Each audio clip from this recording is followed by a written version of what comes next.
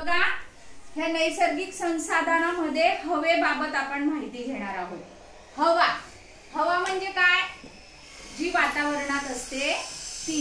मग आता वातावरणातील हवेमध्ये कोणकोणते वायू असतात? कोणकोणते वायू असतात?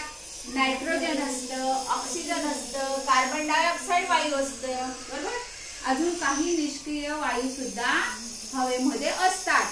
तसंच हे नायट्रोजन डायऑक्साइड, सल्फर डायऑक्साइड, पाण्याची वाफ, धूलिकण असे वेगवेगळे वायू हवेमध्ये असतात. आणि हे जे वायू असतात ते हवेमध्ये असतात, परंतु याचं देखील प्रमाण असतं.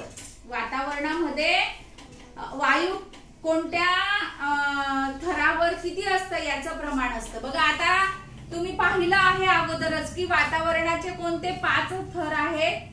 कोणते 5 थर आहेत? तपांबर, स्थितांबर, तलांबर, आयनांबर आणि बाह्यांबर. हे वातावरणातील 5 थर आहेत. आता याच्यामध्ये तपांबर मध्ये किती टक्के वायू असतो? 80% वायू असतो. स्थितांबर मध्ये किती टक्के वायू असतो? 19% वायू असतो. आणि दलांबर आणि आयनांबर याच्यामध्ये मात्र वायूचं प्रमाण कमी कमी होत जातं. आता बाह्यांबर मध्ये मात्र बाह्यांबर आणि त्या पलीकडे वायूचं प्रमाण आढळत नाही. आता जे वातावरणातली जे वायूचं हे जे मिश्रण आहे, हवेमधलं हे जे वायूचं मिश्रण आहे, वातावरणामधलं जे हे वायूचं मिश्रण आहे ती म्हणजे हवा.